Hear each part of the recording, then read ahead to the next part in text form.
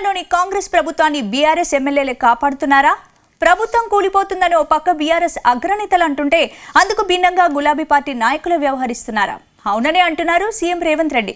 తమ ప్రభుత్వం కూల్చేందుకు చూస్తే మాత్రం గేట్లెత్తుతామంటూ హెచ్చరించారు. రేవంత్ రెడ్డి ఈ తరహా హెచ్చరికలు ఎందుకు చేశారు?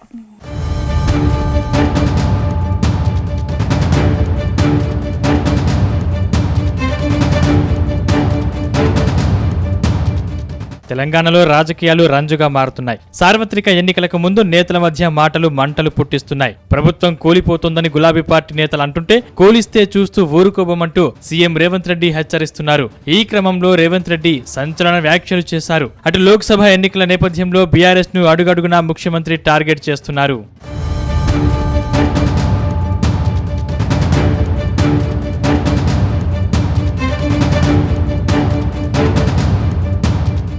పేదల సొంతింటి కలపై కేసీఆర్ వ్యాపారం చేశారని మండిపడ్డారు సీఎం రేవంత్ రెడ్డి. 10 ఏళ్లలో పేదలకు కేసీఆర్ ఎన్ని ఇళ్లు నిర్మించారని ప్రశ్నించారు.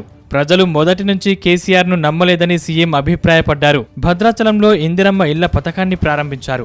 భద్రాచల రామచంద్రుడి ఆశీస్సులు తీసుకుని ఈ పథకాన్ని ప్రారంభిస్తున్నామన్నారు. ఇందిరమ్మ ఇల్లు అంటే బడుగుల ఆత్మ గౌరవమని వ్యాఖ్యానించారు. ఇల్లాలి ముఖంలో సంతోషం ఉంటే ఆ ఇల్లు బాగున్నట్లేనన్నారు. ఇందిరమ్మ ఇళ్ల పట్టాలు మహిళల పేరుతోనే ఉంటాయని తెలిపారు. తాము డబుల్ బెడ్రూమ్ ఇల్లు ఇచ్చామని బీఆర్ఎస్ నేతలు చెబుతున్నారన్నారు. ఈ సందర్భంగా ఆయన బీఆర్ఎస్ కు సవాల్ విసిరారు. ఏ ఊరిలో బీఆర్ఎస్ డబుల్ బెడ్రూమ్ ఇల్లు ఇచ్చారో ఆ ఊర్లో మేం ఓట్లు అడగమని, ఇందిరమ్మ ఇల్లు ఇచ్చిన ఊళ్ళో వాళ్ళు ఓట్లు అడగవద్దన్న సవాల్కు సిద్ధమా అంటూ ఛాలెంజ్ విసిరారు. డబుల్ బెడ్రూమ్ ఇల్లు ఇస్తా అన్నాడు. 2014 ఎన్నికల కంటే ముందు డబ్బా ఇల్లు వద్దు, డబుల్ బెడ్రూమ్ ఇల్లు ముద్దు, కొడుకు కోడలుంటే యాడుంటారు, పండుగ పూట బిడ్డ అల్లుడు వస్తే ఏడవంటారు, గొర్రె పిల్లనో మేక పిల్లనో ఉంటే ఏడ కట్టేసుకుంటారు అని పేదవాళ్ళ కళ్ళల మీద కేసీఆర్ ఓట్ల వ్యాపారం చేసిండు. నిజంగానే ఇంతకాలం ఇల్లు లేక, కిరాయింట్లలో ఉండలేక, కిరాయి కట్టలేక, సొంత ఇల్లు ఉన్న గుడిసెలోనో పేద ఇంట్లోనో ఉండే ప్రతి పేదవాళ్ళు ఆలోచన చేసిండు.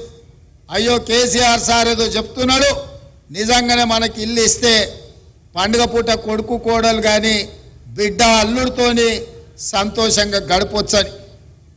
ఒక్కసారి కాదు, చెప్పిన కథనే మళ్ళా చెప్పి ఎమ్మెల్యే ఎలక్షన్లు కావచ్చు, ఎంపీ ఎలక్షన్లు కావచ్చు, సర్పంచ్ ఎలక్షన్లు కావచ్చు, ఎంపీడీసీ ఎలక్షన్లు కావచ్చు, 2 సార్లు 10 ఏళ్ళు పదే చెప్పిందే చెప్పి తెలంగాణ ప్రజల్ని మోసం చేసి ఇక తెలంగాణ ప్రజలు ఆయన మోసానికి, ఆయన అబద్ధాల మాటలకు కాలం చెల్లింది అని చెప్పి మొన్న జరిగిన శాసనసభ ఎన్నికల్లో కేసీఆర్ను బీఆర్ఎస్ను బొందబెట్టి ఇందిరమ్మ రాజ్యం తెచ్చుకున్నారు.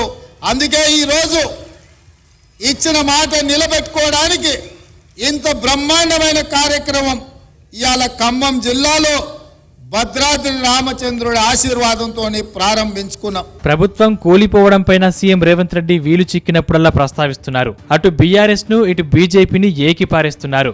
బీజేపీతో బీఆర్ఎస్ కుమ్మక్కైందన్నారు సీఎం రేవంత్ రెడ్డి. అందులో భాగంగానే బీజేపీ ప్రకటించిన సీట్లలో బీఆర్ఎస్ తమ అభ్యర్థులను ప్రకటించలేదన్నారు. కాంగ్రెస్ కు ఎక్కువ సీట్లు వస్తాయని ఇరువురు ప్రభుత్వంపై కుట్రలు చేస్తున్నారన్నారు రేవంత్ రెడ్డి. బీఆర్ఎస్ బీజేపీ ఒక్కటై పార్లమెంటు ఎన్నికల్లో కాంగ్రెస్ పార్టీని ఓడించాలని, తమ ప్రభుత్వాన్ని కూల్చేయాలని చూస్తున్నాయని సీఎం రేవంత్ రెడ్డి ఆరోపించారు. అయితే తాము గేట్లు తెరిస్తే బీఆర్ఎస్ లో కేసీఆర్ కుటుంబ సభ్యులు తప్ప ఎవరు ఉండరని వ్యాఖ్యానించారు. ఇవాళ బామాడుతున్నాడు, ఆయన చాలా మాట్లాడుతున్నాడు.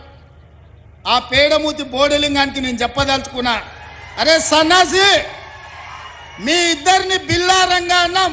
బీఆర్ఎస్ అంటేనే బిల్లారంగా సమితిరా, దొంగలరా, తోడు దొంగలరా మీరంతా. ఈ రాష్ట్రాన్ని దేశాన్ని కొల్లగొట్టిన దొంగలరా. మీ అయ్యొక్క చార్లే శోభారాజురా.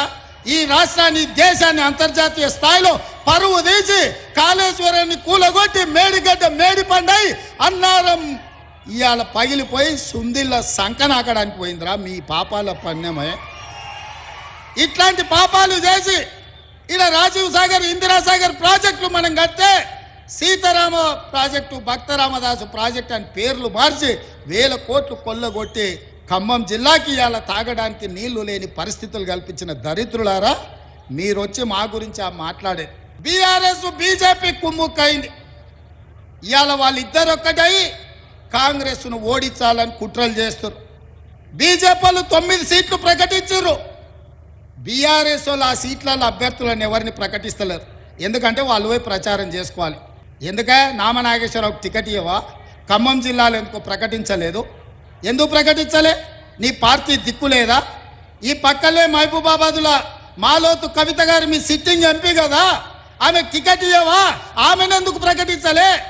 హరీష్ రావు అదే విధంగా కేసీఆర్ ఉన్న మెదక్ జిల్లాలో మీకు అభ్యర్థి దొరకలేదా? సంఖ నాకుతుండ్రా మెదక్ జిల్లా పార్లమెంట్ అభ్యర్థిని ఎందుకు మీరు ప్రకటించలే? మోడీ కేడీ కలిసి తమ ప్రభుత్వాన్ని కూలగొడతామంటే ఊరుకుంటామనుకోవద్దని రేవంత్ హెచ్చరించారు. అంతేగాక బీఆర్ఎస్ ఎమ్మెల్యేలు తన దగ్గరకు వచ్చి కాంగ్రెస్ ప్రభుత్వాన్ని కాపాడే బాధ్యత తమదేనని చెబుతున్నారని ఆసక్తికర వ్యాఖ్యలు చేశారు. వచ్చే లోక్సభ ఎన్నికల్లో కాంగ్రెస్ అభ్యర్థులను భారీ మెజార్టీతో గెలిపించాలని సీఎం రేవంత్ రెడ్డి పిలుపునిచ్చారు.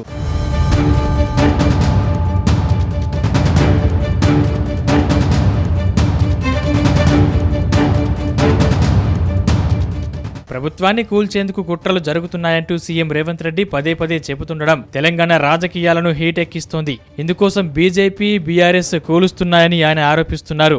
అటు బీఆర్ఎస్ మాత్రం కాంగ్రెస్ తమ నాయకులకు గాలం వేస్తోందని మండిపడుతోంది. మొత్తం మీద తెలంగాణ రాజకీయాల్లో ఏం జరగబోతోందన్న ఉత్కంఠ సర్వత్రా వ్యక్తమవుతోంది.